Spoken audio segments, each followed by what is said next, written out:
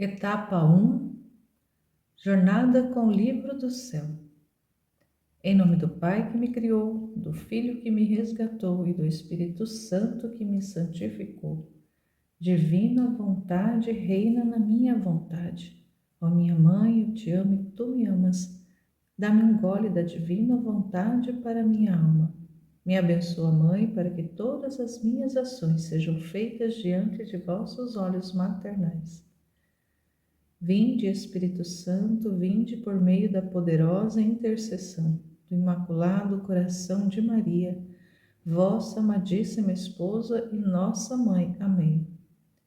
Suprema Majestade, eu venho em sua divina vontade, em nome de todos, do primeiro ao último homem que existirá na terra, para dar a ti as homenagens que tendes direito, as adorações, os louvores, o amor, as ações de graças que cada criatura lhe deve, e fazer as reparações por todos e por cada pecado. Venho, Senhor, na tua divina vontade. Dou-te a minha vontade humana por meio do Imaculado Coração de Maria, que possui todos os dons e os frutos da divina vontade. Dá-me então, Senhor, a tua divina vontade. Venha, ó divina vontade, nesta ação que estou a fazer e em todas as ações que farei durante este dia. Amém. Fiat. E com alegria, retomando essa jornada depois de um mês, volume 1, a partir do capítulo 28. Com a graça de Deus, que o Senhor possa estar presente, operando concretamente nessa jornada, tomando posse de todo o meu ser, da minha boca, da minha voz, da minha inteligência, para que eu seja instrumento de comunicação somente daquilo que Ele quiser transmitir. A narração recomeça. Luísa Doravante, vítima perpétua, fica permanentemente na cama, sozinha e apenas para Jesus. Agora eu continuo narrando de onde eu parei, e foi assim que se seguiu. Pela manhã eu fui para comungar, e assim que eu recebi a Jesus, de súbito lhe disse: Meu Senhor, vê em que tempestade me encontro. Deveria te agradecer porque deste luz ao confessor para me dar a obediência de sofrer. Em troca, minha natureza lamenta tanto que eu mesma fiquei confusa ao me ver tão má. Mas tudo isto é nada, porque tu que queres o sacrifício me darás também a força. Mas a razão maior, de maior peso em mim, é ter que estar tanto tempo sem poder receber-te no sacramento. Quem poderá resistir sem ti? Quem me poderá dar força? Onde poderei encontrar consolo nas minhas aflições? E enquanto dizia isto, sentia tais penas no coração por esta separação de Jesus sacramentado, que chorava copiosamente. Então o Senhor compadeceu-se da minha fraqueza e me disse: Não temas, eu mesmo sustentarei a tua fraqueza. Tu não sabes que graças te preparei, por isso temes tanto. Eu não sou onipotente? Não posso suprir a privação de receber-me no sacramento? Por isso, ria, põe-te como morta em meus braços. Faze-te vítima voluntária para me reparar as ofensas pelos pecados e para evitar aos homens os merecidos flagelos. E eu dou-te em penhor a minha palavra de não deixar nem um só dia sem vir visitar-te. Até agora tu vieste a mim, de agora em diante virei eu a ti. Não estás contente? Então eu me resignei à santa vontade de Deus e fui surpreendida por este estado de sofrimentos.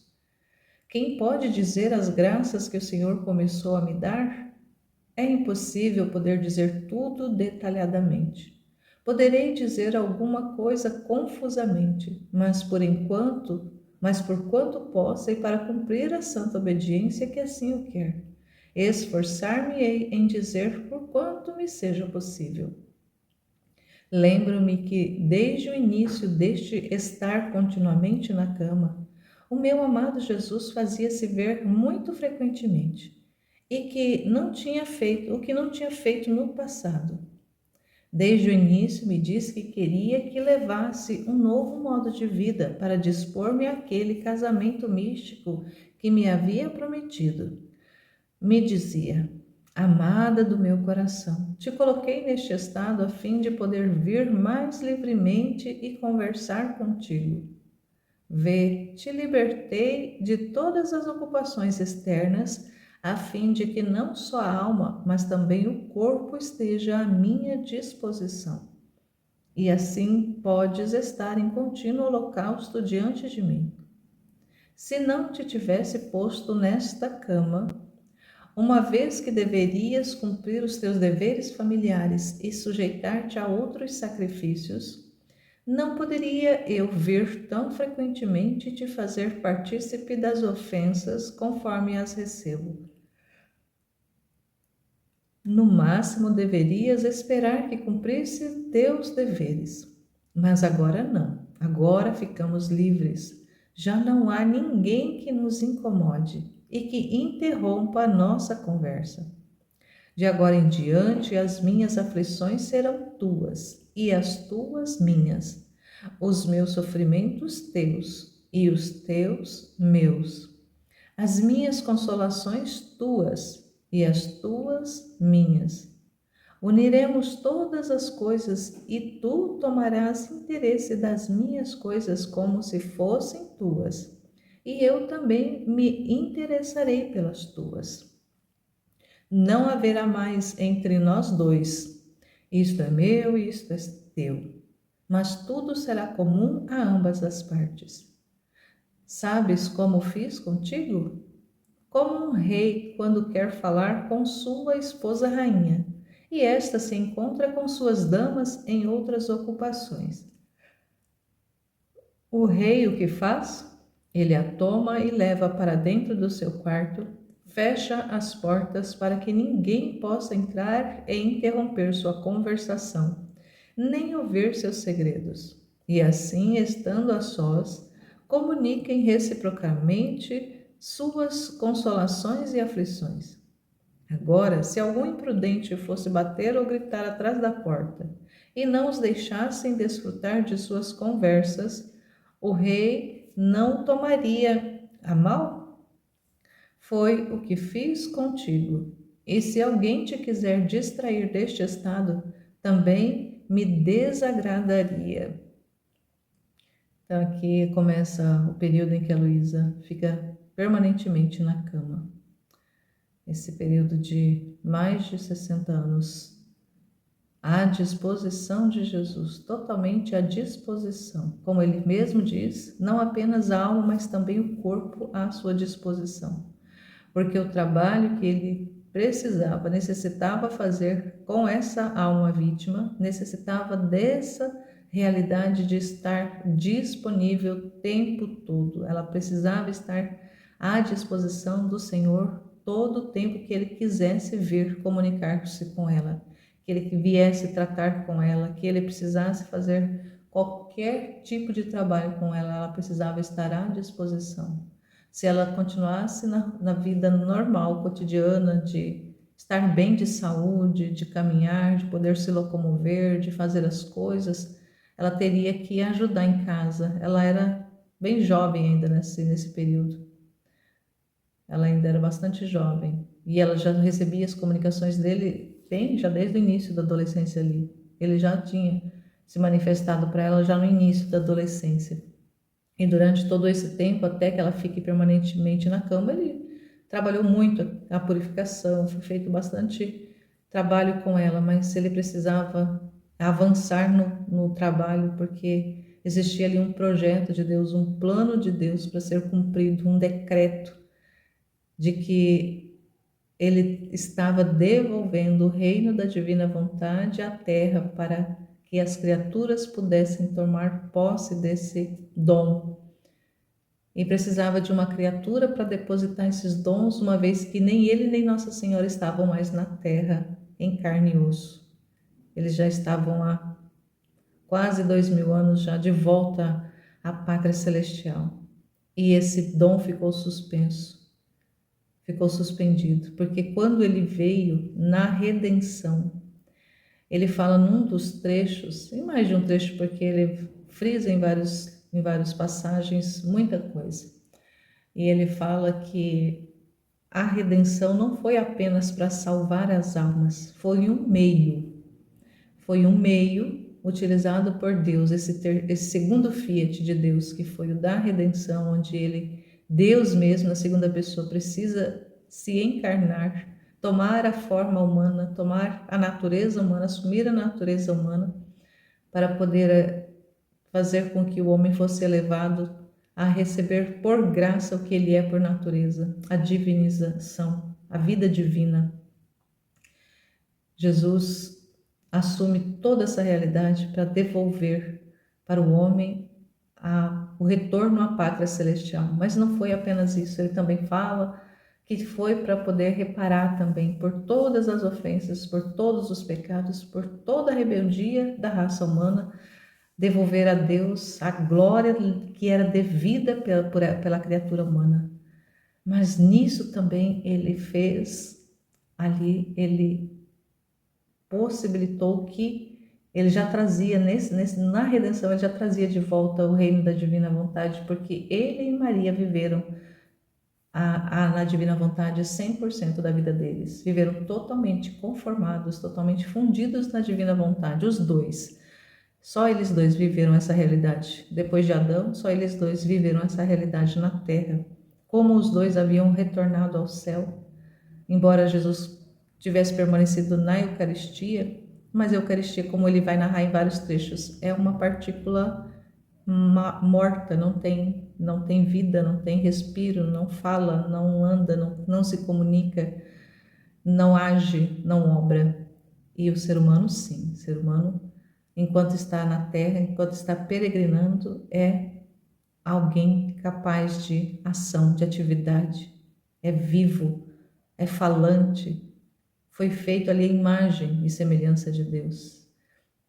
E o projeto original de Deus era voltar, na verdade o projeto original era habitar no homem, porque nós retomemos na nossa lembrança que a criação toda, o Senhor, Deus criou tudo para o ser humano governar, para o ser humano reinar sobre as coisas criadas, mas criou o homem para ser ali a sua habitação, para morar, para reinar, para governar o homem. Então a terra foi feita como a casa do homem e o homem foi feito como casa de Deus, como habitação de Deus. Mas quando o homem sai dessa realidade, o dom da divina vontade é retirado, é suspendido. Quando Jesus volta, vem na redenção, ele devolve de uma certa forma, ele traz de volta ao resgatar o homem, ao trazer de novo, refazer a aliança que havia sido quebrada, ao abrir de novo a porta do céu, que é ele mesmo. Ele fala, ele assegura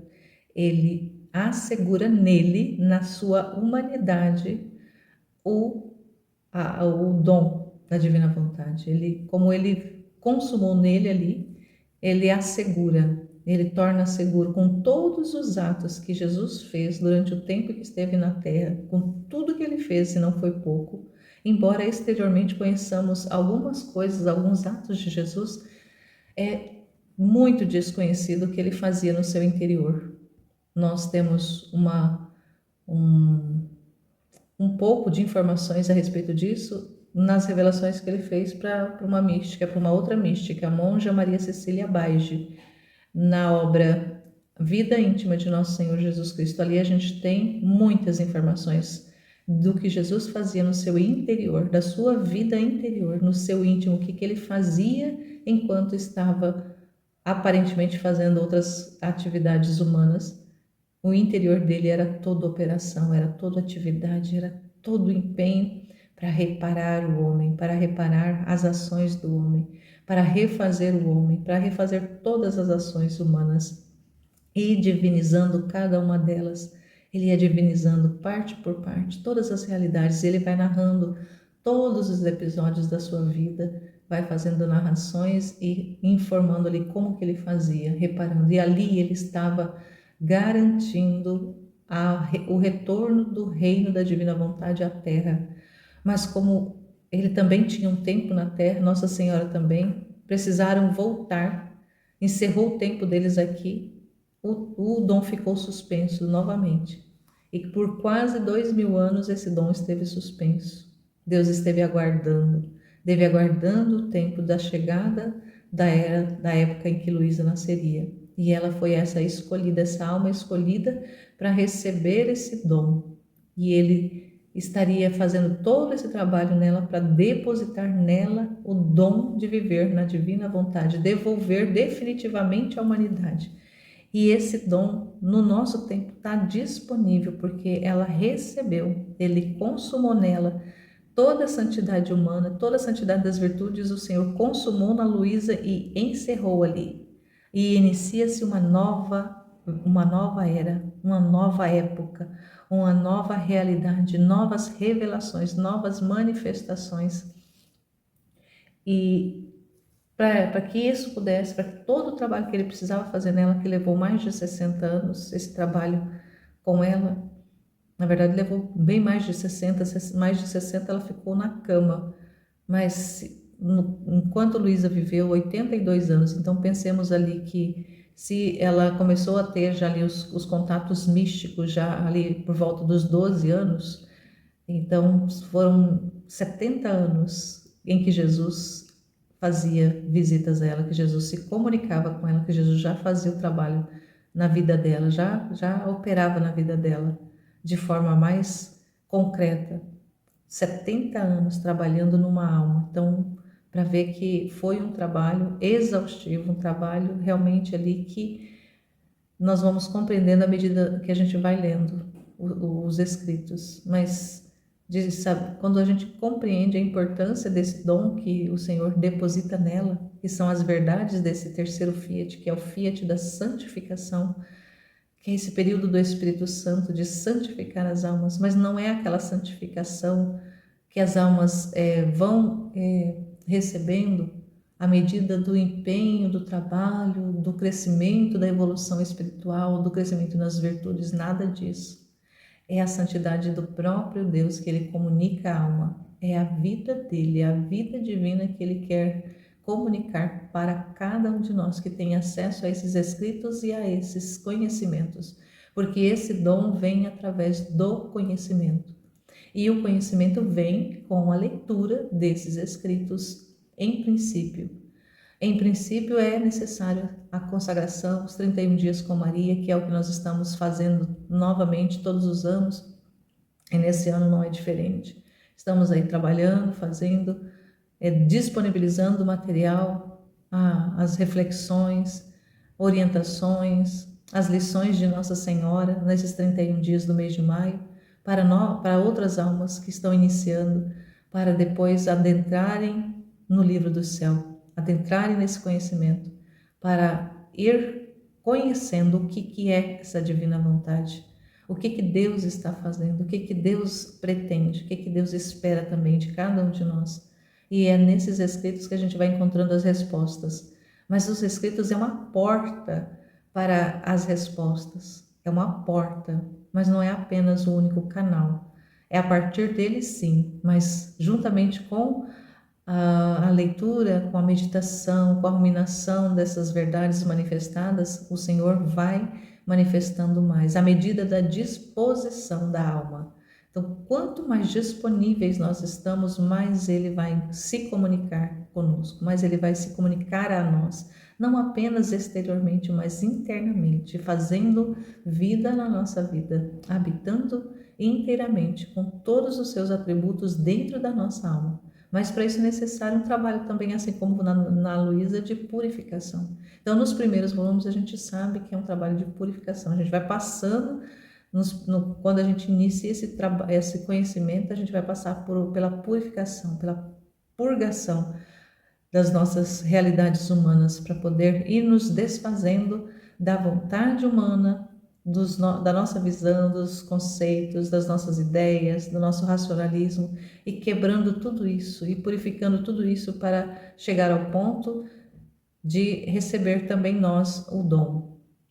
E enquanto nós vamos caminhando nesse processo, ele nos empresta o dom. Então, é a realidade do empréstimo. Nós vivemos do empréstimo da divina vontade. Quando nós formos almas confiáveis, que o Senhor realmente tiver em nós ali estabelecido a confiança, uma confiança mútua, nós com Ele e Ele conosco, porque é necessário, porque a alma só vai poder realmente entregar sua vontade completamente ao Senhor confiando nele. Então, nós vamos caminhando nesse processo do conhecimento e a confiança em Deus vai sendo restabelecida, porque o que ocorreu quando o homem sai da divina vontade, quando o homem peca, quando o homem se rebela lá no início da criação, entra esse germe da desconfiança. O homem desconfia de Deus, o homem não confia em Deus. Então o pecado original fez conosco trouxe para nós essa realidade da desconfiança de Deus. Então o homem tem desconfiança de Deus, o homem é ressabiado com Deus, não consegue confiar. E esse trabalho que o Senhor vai fazendo conosco é de retomar essa confiança mútua. Ele confiar em nós, de saber, de ter ali a convicção de que nós não vamos desistir, que nós não vamos voltar atrás, que nós não vamos tomar o controle da nossa vontade novamente, mas que ela, uma vez entregue, cedida, rendida, ficará perpetuamente nas suas mãos, nas mãos de Deus mesmo, para Ele governar. E nós, da nossa parte, confiando que Deus sabe o que está fazendo, que Ele é o Senhor, que Ele é o dono de tudo, que Ele é o Pai. Ele não é apenas o Criador, mas Ele é o Pai. E vai restabelecendo essa confiança e se entrega completamente, inteiramente. Aí é só assim que Ele vai poder fazer definitivamente a entrega do dom também para nós e a fusão da vida divina em nós acontecer. E aí é uma vida totalmente diferente, é uma vida nova, mas uma vida que se pensava que aconteceria apenas na eternidade, apenas no céu que nós seríamos consumados em Deus, mas através dessas revelações nós já estamos entendendo que quando o Senhor comunica o dom para dele, da divina vontade para nossa alma, é essa vida de céu que Ele está comunicando para nós aqui. E nós estamos nesse pleno tempo de receber esse dom nas nossas almas à medida que a gente avança nesses conhecimentos. Então isso é tão importante a gente compreender já desde o começo o que o Senhor pretende, assim como Ele aqui na Luísa. Ele vem trazer para ela essa realidade da necessidade dela ficar à disposição dele, totalmente à disposição, não apenas na alma, não apenas ali com a alma à disposição, mas com o corpo também, sem ter que se ocupar, sem ter que se preocupar com coisas humanas, com afazeres humanos, com ajudar em casa, com ter que ir e vir, com ter que falar com esse ou com aquele, com ter que estar em contato com as coisas da terra. Então ela é absorvida, ela é retirada de toda essa realidade. Então ela entra ali nessa realidade de ficar na cama, embora ela não tivesse nenhuma doença. Não foi diagnosticada doença nenhuma na Luísa, era totalmente sobrenatural o que acontecia com ela. Ela falece no final da vida de uma pneumonia. A única doença que a Luísa teve foi a que levou ela definitivamente de volta para a casa do pai. Mas durante toda a sua vida ela não teve enfermidades. Ela tinha sim as realidades de estar petrificada, ela ficava petrificada, mas era tudo ali uma realidade espiritual, sobrenatural, não era uma realidade humana, não era a realidade que acontecia biológica nela. Ela ficava ali, entrava nesse estado de petrificação, porque enquanto ela ficava petrificada, a alma dela saía do corpo e o Senhor levava ela para fazer as rondas, as visitas, para mostrar os locais, para ensiná-la, para ela ver, para ela compreender muitas realidades. Ela viu muita coisa, ela viajou com Jesus, rondou com Jesus por muitos lugares, por muitos tempos, por muitas realidades. E ela precisava estar à disposição. Imagina, uma pessoa está ali fazendo suas atividades, de repente o Senhor vem comigo, vamos agora lá passear na abóbada do céu, vamos lá dar uma olhada lá de cima, olhar para a terra, vamos lá dar uma olhada, visitar o sol, vamos visitar as estrelas, vamos visitar os planetas, vamos visitar as florestas, vamos entrar aí no mar, vamos ver tudo isso na realidade espiritual, vamos entrar agora no céu, vamos visitar os bem-aventurados, vamos entrar no purgatório, e assim, todas as realidades que ele foi mostrando para ela. Muitas vezes era com Jesus que ela fazia esses passeios, mas outras vezes ela fazia esses passeios sozinha. Ela saía do corpo, a alma dela saía do corpo e ela fazia esses passeios, só ela. E depois ela ficava buscando Jesus, buscando encontrar. E muitas vezes ela encontra-se com ele, mas muitas vezes ela narra que ela está fazendo esses giros, essas rondas, esses passeios, e ela está só, a alma dela. Mas tudo isso era controlado por Deus, tudo isso era Deus, era uma obra de Deus mesmo. E compreender que a Luiz Picarreta é uma situação singular na igreja, na história da igreja, a realidade da vida dela, do que foi a vida dela. E ela foi acompanhada, durante todo o tempo foi acompanhada pelos sacerdotes. E depois até que ela entre nesse estado de vítima permanente, que narra esse capítulo, ela ia para a igreja era pertinho da casa dela, ela ia. E ela participava, ela ia receber a Eucaristia, participava da celebração. Mas quando ela entra nesse estado de vítima, para ela foi uma dor muito grande ter que ficar sem receber a Eucaristia, porque ela não poderia mais sair da cama.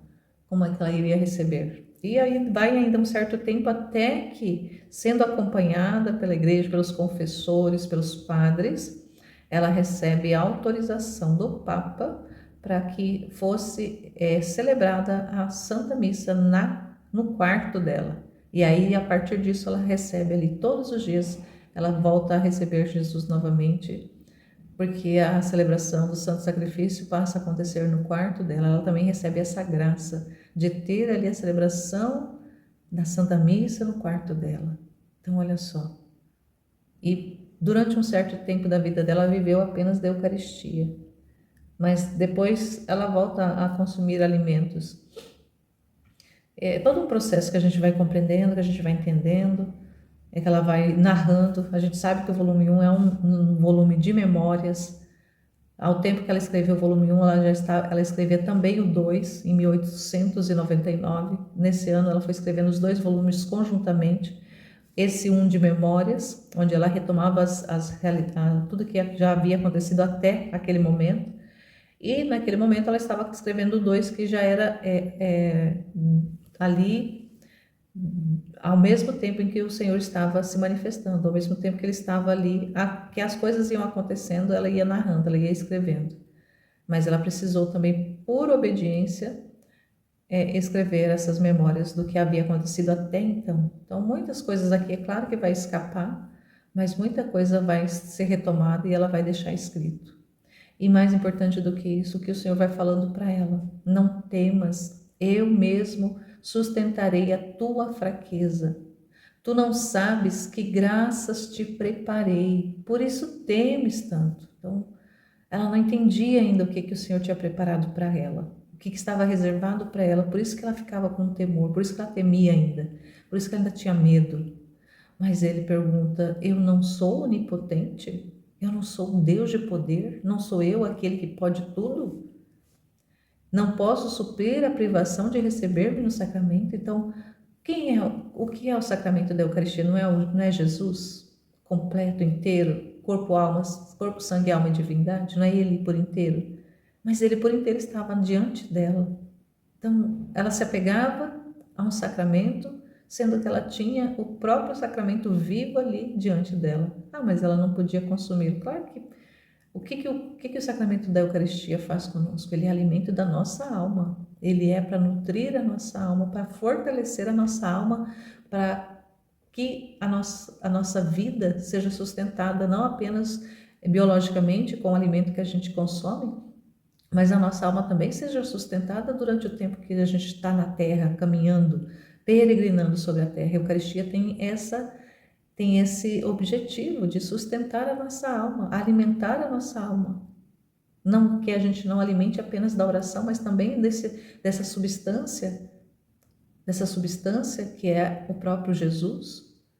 Ele ficou para isso, para sustentar a nossa alma. Mas uma vez que Ele está ali, diante dela, presente, Ele está trazendo esse alimento, Ele mesmo ali, a presença dEle é alimento. E ela ainda não tinha entendido isso. Era porque ela não tinha entendido isso ainda. Por isso ria, quer dizer, fique feliz, fique contente e põe-te como morta em meus braços, quer dizer, se abandone. Faz-te vítima voluntária, quer dizer, deseje ser vítima. Entregue-se, renda-se, para me reparar as ofensas pelos pecados e para evitar aos homens os merecidos flagelos. Renda-se para se colocar ante os seres humanos e a justiça, para colocar-se ali, para receber nela, ela seria uma vítima que receberia nela ali golpes da justiça para evitar os flagelos, merecidos flagelos aos seres humanos. Os seres humanos ainda continuaram e continuam recebendo flagelo? Claro que sim. Mesmo porque a Luísa nem está mais aqui. Embora haja outras almas vítimas, e só por isso também que o Senhor não destrói definitivamente a raça humana, não destrói, não acaba com tudo, porque existem outras almas vítimas em que o Senhor está nelas. E também porque a partir da Luísa vieram outras pessoas, mesmo sendo um número escasso, como ele fala, mas existem almas que a partir do momento que vão tendo o contato com esses escritos e vão dando a sua vontade para Deus, e ele vai comunicando o dom, ele não pode destruir mais, porque ele está em algumas almas, mundo afora, ele está em algumas almas, então ele não pode destruir onde ele mesmo está, o ambiente onde ele mesmo está. Ele não pode destruir as residências onde ele está estabelecido, porque ele está ali. Então, por isso, e ela foi essa alma vítima que recebeu ali muito sofrimento dela ali de anos e anos, décadas e décadas, para poder dar para nós seres humanos o benefício de não termos sido destruídos ou até nem ter nascido, porque imagina se a Luísa não tivesse se conformado a esse plano de Deus e ele não pudesse depositar o Fiat nela. Ele havia já destruído tudo, já tinha destruído com tudo, não existia mais a terra. Mas, no entanto, nós temos que louvar e bendizer a Deus pelo dom da vida dessa serva de Deus, que está em processo de canonização. Mas ela já é santa, ela já está no céu, a gente sabe disso, porque ela viveu na divina vontade. E quem vive na divina vontade não tem purgatório, é eternidade na glória já diretamente quando sai daqui da terra. E a Luísa é uma santa, talvez depois de Nossa Senhora, ali já, porque ela foi essa escolhida. Ela foi essa virgem escolhida para receber esse Fiat. Se Nossa Senhora foi a virgem escolhida para receber o Fiat da redenção, ela foi a depositária dos bens da redenção. Luísa é a depositária dos bens da santificação. Então, é muito grande o que aconteceu com essa mulher. É muito grande o que o Senhor fez na vida dela e o que o Senhor quer fazer na nossa vida. Assim como ele fala aqui para ela, não sabe que graças te preparei. Então, claro que a nossa vida não se compara à da Luísa. O trabalho que Deus quer fazer na nossa alma não se compara ao que Ele fez nela, porque ela ali é a cabeça dessa missão. Ela é essa primeira alma escolhida para receber esse dom, para dela ser comunicada às demais almas. Mas nós, à medida que nós vamos compreendendo esse trabalho que Jesus fez e quer fazer também em nós, e vamos aderindo, vamos nos dispondo a receber também esse dom, e vamos, mais que outras coisas que Deus pretende em nossa vida, vamos comunicando, vamos compartilhando essas informações, vamos divulgando essa divina vontade, que ela quer ser conhecida para ser amada e ser desejada pelos homens, pelas almas. E nós somos instrumentos que o Senhor quer se utilizar para fazer essas verdades conhecidas. É o que a gente está fazendo exatamente nesse momento, sendo canal de compartilhamento dessas informações, de tanta coisa que o Senhor quer realizar nas almas. E aí ela vai relatando aqui a realidade de sofrimento e ainda se lamentando com Jesus. E aí ela fala, desde o início me disse que queria que levasse um novo modo de vida para dispor-me àquele casamento místico que me havia prometido. Ele havia prometido a ela fazer o casamento místico, o matrimônio místico, que ele realiza com a Luísa em três formas, em três momentos da vida da Luísa é realizado o matrimônio com ela. E ela ali recebia essa promessa, cria nessa promessa e aceita. E aí ele vem falando para ela ainda, amada do meu coração, te coloquei neste estado a fim de poder vir mais livremente conversar contigo. Vê, te libertei de todas as ocupações externas a fim de que não só a alma, mas também o corpo esteja à minha disposição. E assim podes estar em contínuo holocausto diante de mim. Se não tivesse posto nessa cama, te tivesse posto nessa cama, uma vez que deverias cumprir os teus deveres familiares e sujeitar a outros sacrifícios, não poderia eu vir tão frequentemente e te fazer partícipe das ofensas, conforme as recebo. No máximo, deveria esperar que cumprisse teus deveres. Então, imagina hoje conosco, nós que temos uma vida ordinária, um estado de vida em que temos afazeres, compromissos, temos que realidades para corresponder, para executar atividades para executar, muitas coisas que faz parte do estado de vida de cada um, independente de como que é o estado de vida de cada um que está tendo contato com esses escritos, mas ele tem que dar conta daquelas realidades porque faz parte da ordem. E o que o Senhor está fazendo, uma das propostas do livro do céu é ordenar o ser humano, colocar o ser humano na ordem, porque é a única criatura criada que está fora da ordem. E as demais estão todas na ordem, estão todas correspondendo ao propósito para o qual foram feitas, mas o ser humano não. O ser humano ainda não. Então, a primeira coisa que o Senhor vai fazer conosco é ordenar a nossa vida. E na ordenação da nossa vida, nós precisamos corresponder às atividades, ao estado mesmo, aos compromissos que nós temos, aos afazeres que nós temos. Então, o Senhor não tem conosco essa mesma liberdade que ele tinha com a Luísa, porque ela estava à disposição totalmente para ele. Nós não estamos totalmente à disposição, porque a gente precisa estar fazendo outras coisas da nossa vida humana. Mas o que a gente vai aprendendo com esses escritos? É que mesmo estando fazendo as atividades correspondentes ao nosso estado de vida, nós estamos ao mesmo tempo em contato, em comunhão com Ele o tempo todo, nós podemos fazer. Ele dá-nos essa graça que a gente pode o tempo todo estar, como ele ensina num dos trechos, um olho fazendo o que nós precisamos fazer e um outro olho nele. Então a gente não fica focado naquilo que a gente está fazendo, a gente está fazendo, mas um olho está ali no a fazer, tipo, eu estou cozinhando, estou fazendo a comida, mas ao mesmo tempo eu estou com outro olho em Deus. Então eu estou ali trabalhando, mas ao mesmo tempo em contato com Ele, em comunhão com Ele. Ele dá-nos essa graça da gente viver dessa forma. E a gente, nessa realidade, a gente fica em constante oração, porque o que é oração se não é essa comunicação com Deus, se não é essa comunicação com o divino?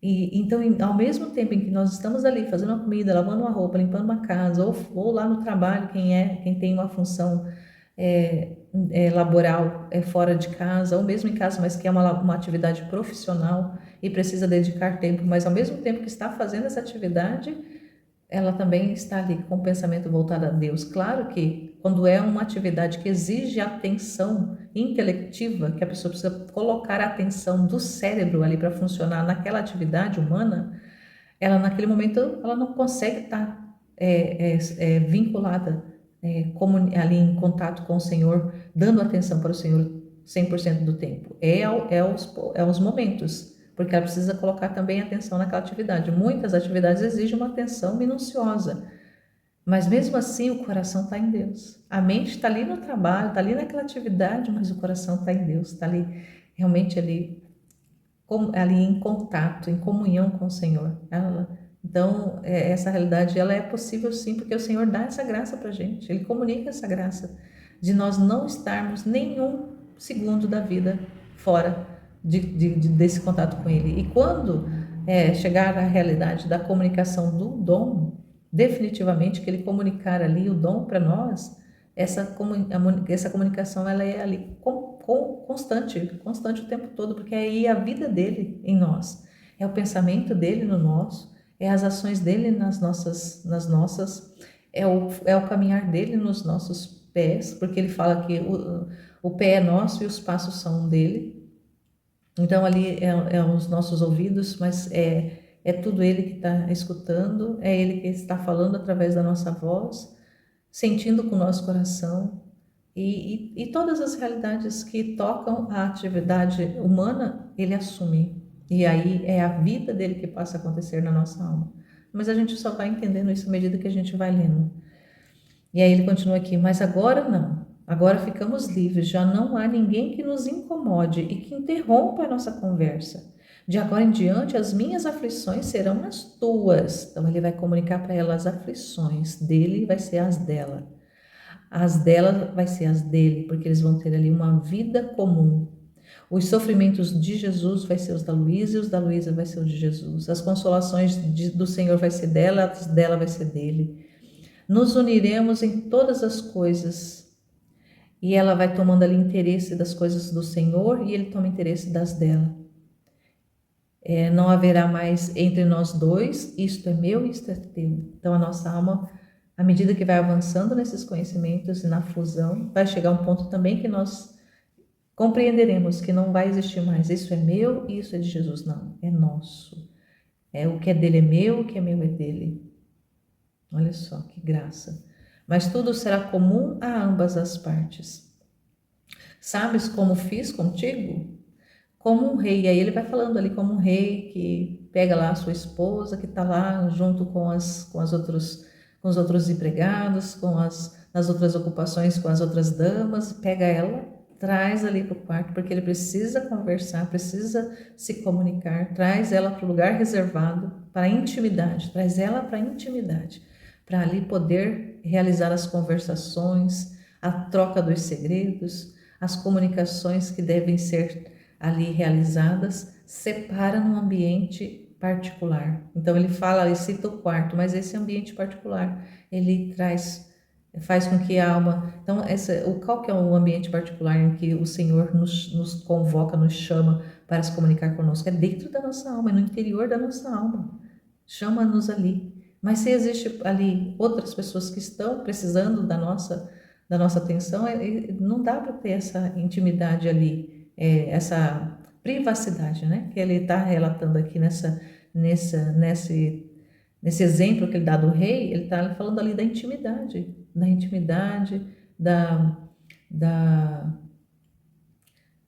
a outra palavra que eu tinha falado, que é a privacidade, ter privacidade. Então, o Senhor quer ter privacidade com a nossa alma.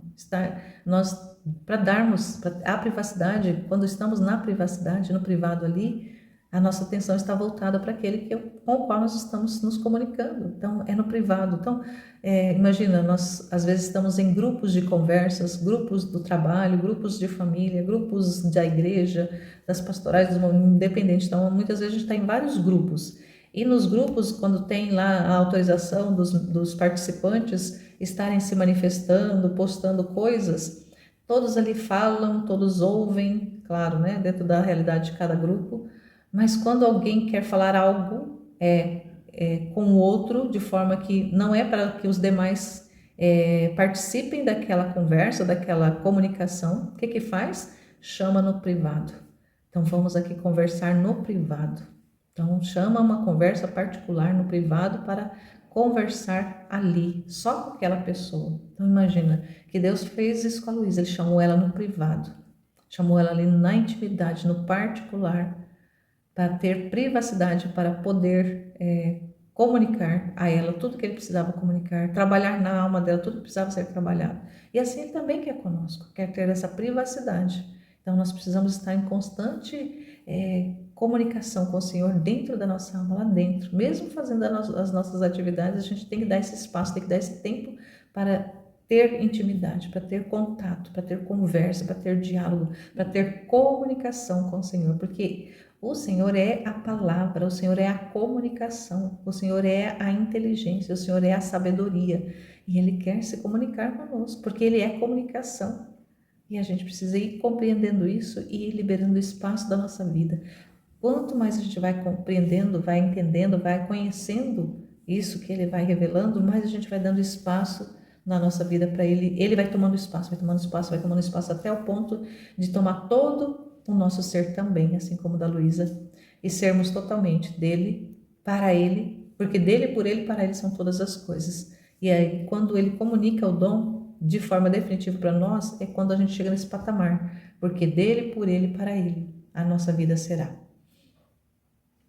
E assim, não vou adentrar agora no outro tema, vou ficar aqui por aqui para não ficar muito longo o vídeo, mas agradecendo ao Senhor imensamente, porque nesse tempo Ele quer se comunicar conosco, Ele quer nos chamar também, não igual a Luísa, Ele deixar ela privada de tudo, disponível para Ele ali numa cama, para Ele realizar o trabalho que Ele realizou na vida dela, tudo que Ele tinha que fazer com ela, mas o que Ele tem para fazer conosco, Ele sabe.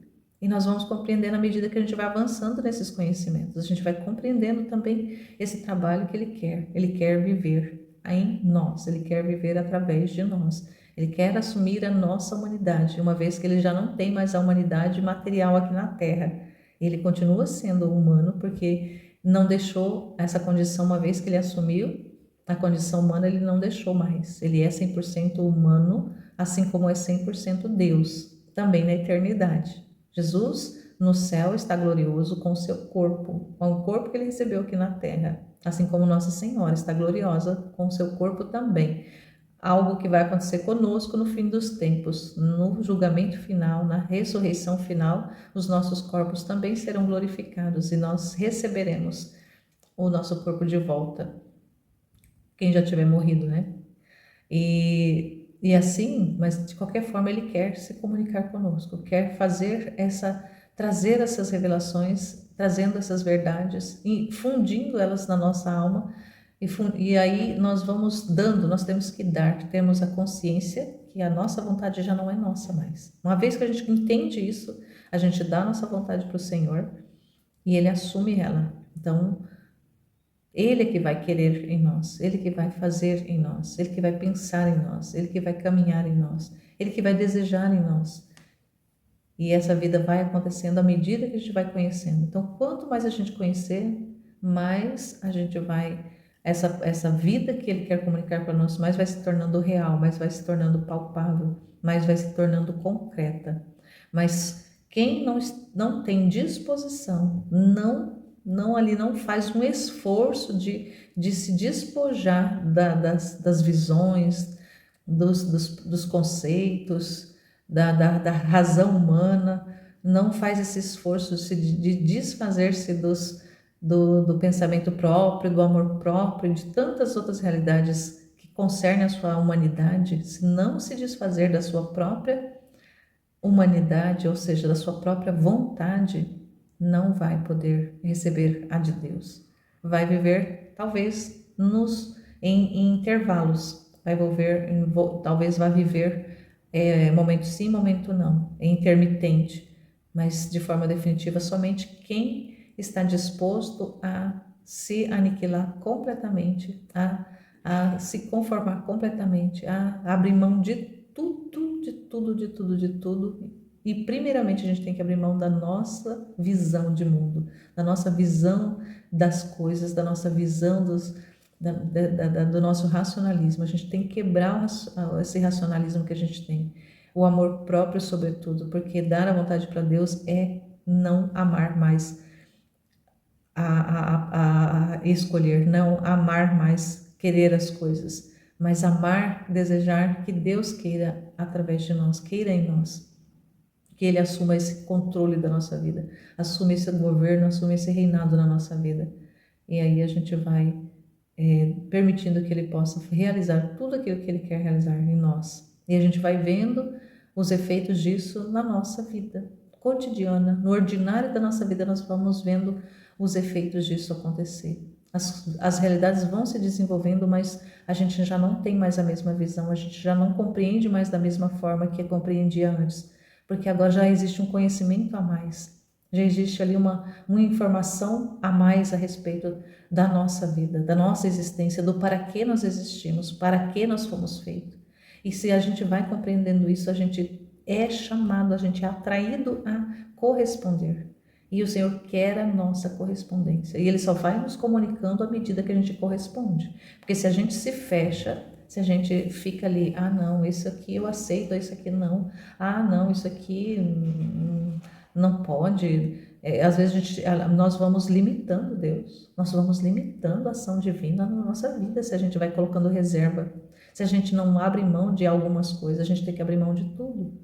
Quando abrimos mão de tudo é que nós vamos receber tudo. Imagina, o que nós abrimos mão não tem nem proporção com o que a gente vai receber. Então a gente precisa se despojando e a gente vai fazendo. Esse é um processo.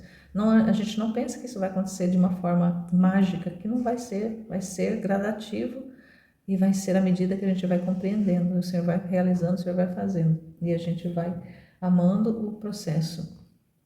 Então, louvando e bendizendo a Deus por essa oportunidade de retomar, não com a mesma constância, ou seja, na mesma frequência que eu estava fazendo esse trabalho por causa de outros trabalhos também, porque a gente também faz a gente trabalha na divulgação também em outras lendo apenas de forma corrida, outros livros que a gente também está lendo e partilhando e divulgando outros escritos, e a gente também tem o trabalho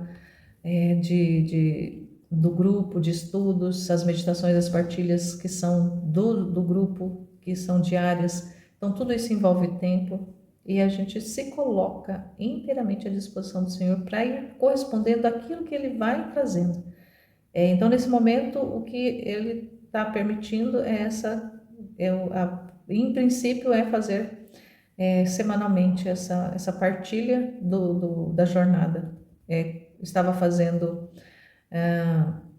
até o mês passado, fazendo as 3 etapas na semana.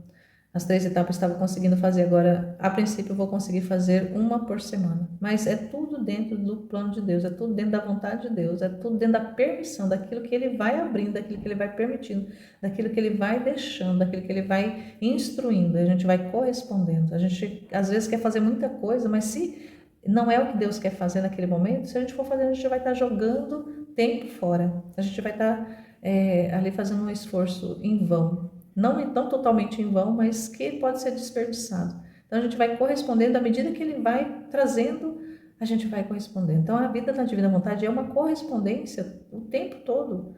O Senhor dispõe e a gente corresponde. O Senhor dispõe e a gente corresponde. E a nossa vida vai seguindo nessa nova formatação de correspondência à medida que Ele vai trazendo as circunstâncias, à medida que Ele vai trazendo ali e a gente vai correspondendo. Claro que tem que ter um esforço da nossa parte de realmente desejar corresponder à altura que Ele está propondo. E nem sempre a gente consegue, mas a gente tem a intenção. E o que o Senhor olha, mais do que as obras, grandes ou pequenas, o que o Senhor olha em nós é a intenção. Então, mesmo algumas coisas que a gente às vezes pretende fazer, a gente tem intenção de fazer, claro que tem que ser para a glória do Senhor e salvação das almas, mas se a gente não consegue por causa de N circunstâncias, que muitas vezes é Ele mesmo que coloca, mas se a gente se conforma a isso, mas fica na intenção de fazer, mas não consegue por causa de outras realidades, Ele já tem considerado como feito. Então, imagina, Deus considera como feito um ato em que a gente tem a intenção reta de fazer, mas não pôde por alguma circunstância, Ele considera como feito. Então, imagina, isso é maravilhoso entender isso e viver dessa forma. Então, louvado seja nosso Senhor Jesus Cristo e sua Mãe Maria Santíssima, para sempre sejam louvados. Estivemos e permaneceremos unidos no nome desse Deus todo-poderoso e misericordioso, Ele que é Pai, Filho e Espírito Santo. Amém. Jesus, eu confio em vós. Fiat, fiat, fiat.